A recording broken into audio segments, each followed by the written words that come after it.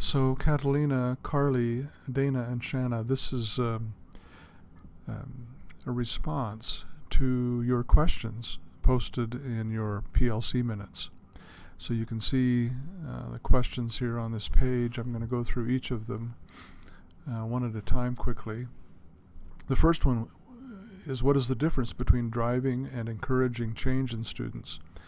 The point Stiggins was trying to make is that as we publish test scores and put pressure on systems by threatening to fire people or to move teachers or to publicize low test scores for schools, we create all kinds of concerns and pressures.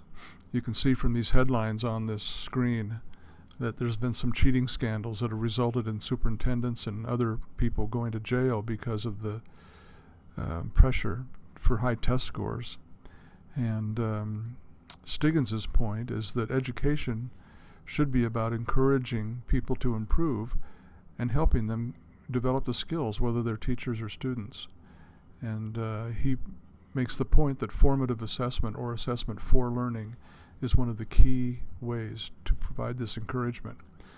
Your second question had to do with the difference between authentic assessment and universal test design. And this is a great question. Authentic assessment involves having the student do something to manifest his or her skill or competency that looks like a real-world skill. So the assessment would be a hands-on, performance-oriented skill. As far as universal test design, this is referring to creating assessments that don't bias results as a result of someone's culture or ethnicity or language or gender, etc. So you ask about some examples. So here are a couple of examples of an expectation in an elementary school for authentic assessment. The learning text structure in news articles, or learning fluent oral reading and speech presentation and simple uses of media could be assessed by pairing up students to develop a news story which they videotape and present. Some elementary schools have a daily news channel where kids write stories about what's going on in the school, and they run the cameras and they produce the whole news program. So there's an authentic kind of way to assess and to learn, of course.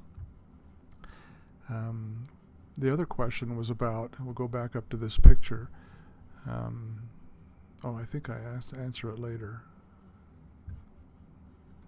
Okay, here's another idea for authentic assessment.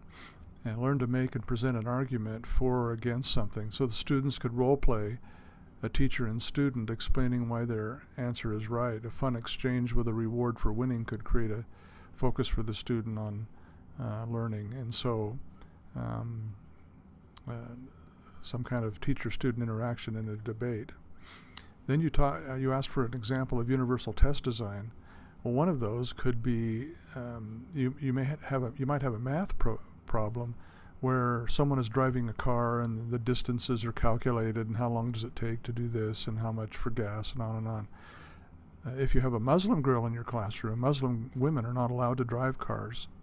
And so that fact might bias the results of your assessment if you're not careful. Or a Japanese student who rides the trains and would have a better chance of answering the questions you're asking if it had to do with more mass transport than in automobiles.